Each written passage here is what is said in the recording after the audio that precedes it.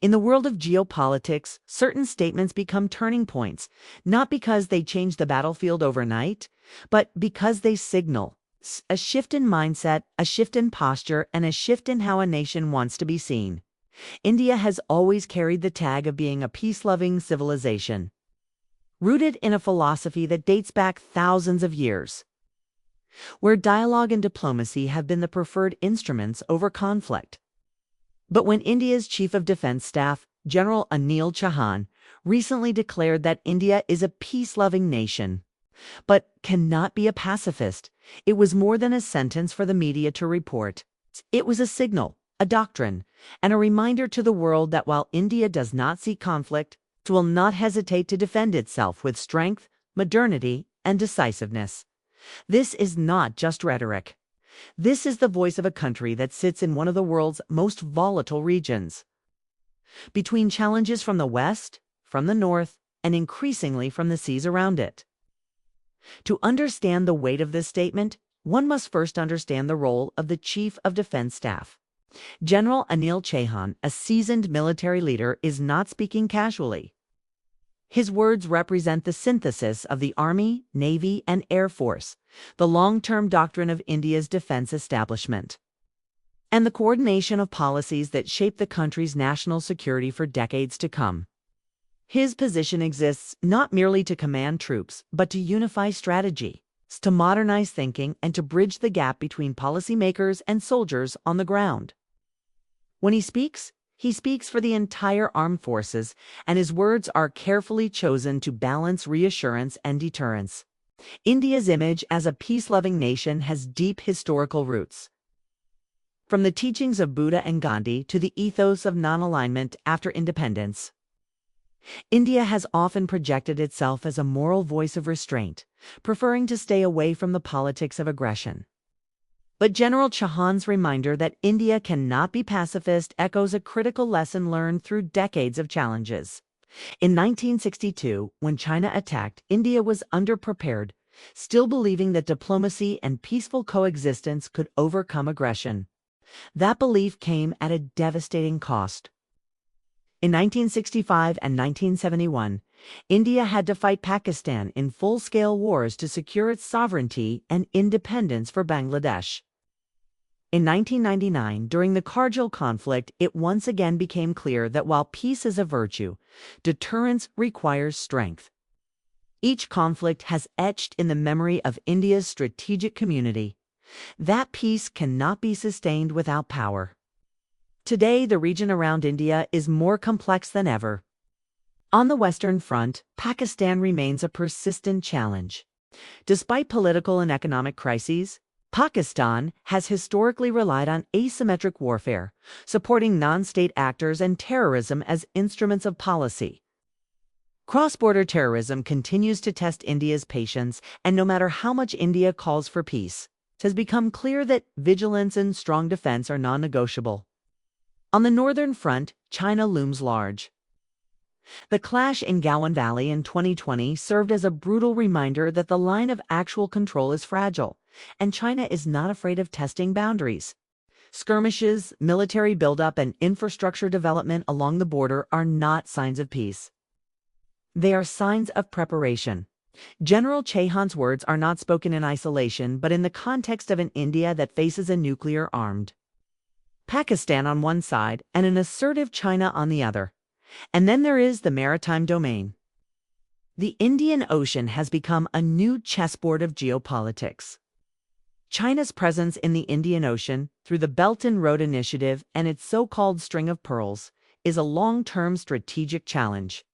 Ports in Gwadar, Hambantota, and Djibouti are not just commercial, they are strategic outposts. India cannot afford to be passive when the sea lanes that carry its energy, supplies, and trade are at stake. In the Indo-Pacific, the US, Japan, Australia, and India, through the Quad, are creating a balance of power to ensure that no single country dominates. General Chauhan's posture is aligned with this broader vision. Peace through strength, not through passivity. To be clear, when India says it is not pacifist, it does not mean it seeks expansion or war. It means that deterrence is essential. A pacifist nation would refuse to arm itself, would turn away from defense modernization, and would hope that goodwill alone would guarantee security. But the reality of the 21st century is different. Cyber warfare, drone strikes, hypersonic missiles, and artificial intelligence in battlefields have changed the very definition of war. Conflict today is not just fought with tanks and troops. It is fought with data, with algorithms, with satellites, and with disinformation. India cannot afford to lag behind. Its armed forces are modernizing at a rapid pace, from Rafale fighter jets in the Air Force to the commissioning of aircraft carrier INS. Vikrant, for the Navy to indigenous missile systems like Agni and Prithvi to the development of next generation. Tanks and rifles. India is building not just a defense force, but a deterrence machine. The doctrine of Atmanirbhar Bharat, or self-reliant India, plays a crucial role here. General Chauhan's emphasis on strength is not only about purchasing advanced weapons from abroad, but about developing them at home. Indigenous drones, electronic warfare systems, ballistic missile defense, and even space-based surveillance are now part of the roadmap. The Defense Research and Development Organization, DRDO, is under pressure to deliver cutting-edge technologies so that India is not dependent on foreign powers in moments of crisis. For decades, India relied on imports, but self-reliance ensures sovereignty in the truest sense. At the same time, India is engaging with the world. Military exercises with the United States, Russia, France, and Japan are more frequent than ever. The Malabar exercises involving navies of the Quad countries showcase a shared commitment to secure sea lanes. Exercises with Russia continue, maintaining a legacy of partnership. Defense ties with Israel bring cutting-edge technology in drones and missiles. This combination of indigenous development and international collaboration creates a layered strength, the kind of strength that reassures allies and warns adversaries. General Chauhan's words also have an internal audience. For the people of India, they are a reminder that national security is not an abstract idea. It is real, it is immediate, and it requires vigilance.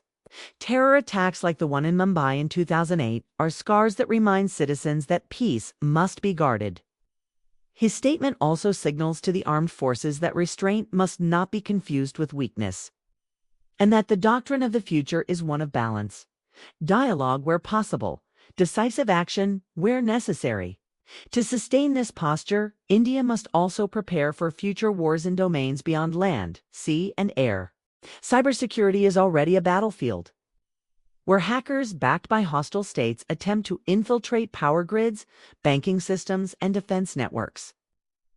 Space is another frontier, with satellites controlling navigation, surveillance, and communication. India's anti-satellite test in 2019 was a demonstration that it understands the importance of space security. Artificial intelligence and unmanned systems are the next frontier. Swarms of drones, autonomous vehicles, and AI-powered decision-making will shape the wars of tomorrow. India's doctrine must evolve. And General Chauhan's statement signals precisely that evolution. India cannot be passive in preparing for wars that will not look like wars of the past.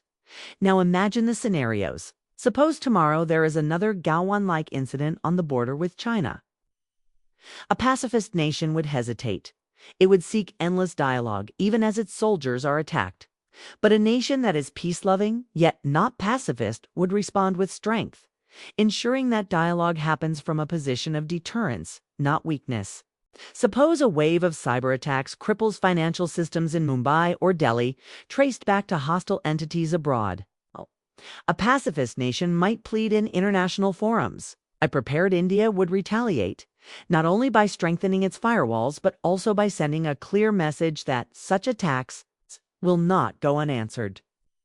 Suppose the Indian Ocean sees an escalation with warships shadowing Indian vessels. A pacifist approach might look the other way. A strong defense posture means escorting, protecting, and, if necessary, engaging. These scenarios are not far-fetched. They are the realities of modern geopolitics. The posture also matters diplomatically.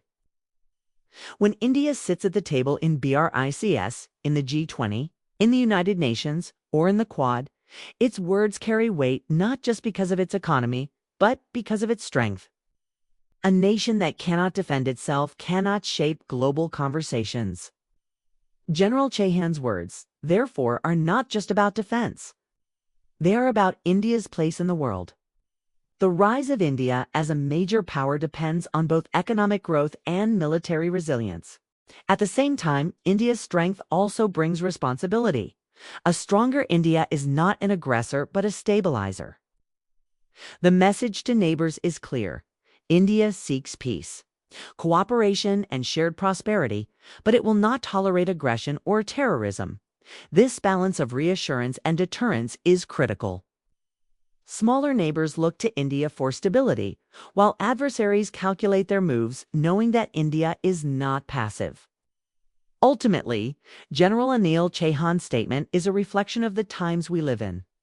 We are in an era where power vacuums are quickly filled by assertive states, where alliances are shifting, and where technological disruption has made even small players capable of asymmetric damage. India's geography, history, and aspirations do not allow it the luxury of passivity. Peace is still the goal, but peace backed by strength is the only sustainable strategy. For viewers listening today, it is important to see this as part of a larger journey. From the vulnerability of 1962 to the strength of 1971, from the shocks of Kargil to the modern doctrine of today, India has evolved. General Chauhan's words are not just for soldiers and policymakers. They are for every Indian citizen to understand that national security is a collective responsibility. The economy, technology, diplomacy, and military are not separate. They are threads in the same fabric. A secure India can prosper, innovate, and lead. A vulnerable India would always be on the defensive. And so, when the Chief of Defense Staff says that India is peace-loving but not pacifist, he is reminding us that in a dangerous world, peace without strength is fragile. Peace with strength, however, is lasting. This is the doctrine of modernindia.com, but prepared, restrained but ready, rooted in peace but armed for defense.